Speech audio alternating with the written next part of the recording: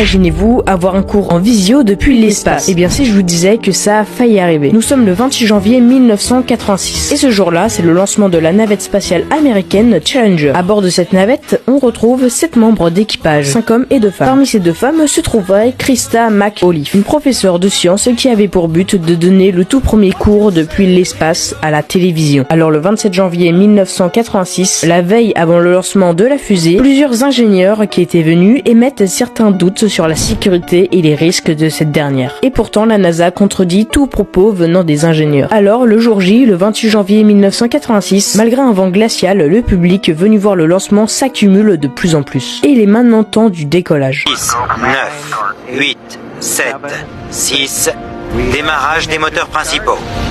4, 3, 2, 1... Décollage. Décollage de la 25e mission. La navette a quitté la tour. Tout paraissait sans problème et les remarques des ingénieurs de la veille étaient déjà oubliées. Pourtant, 73 secondes après son décollage, un drame arriva.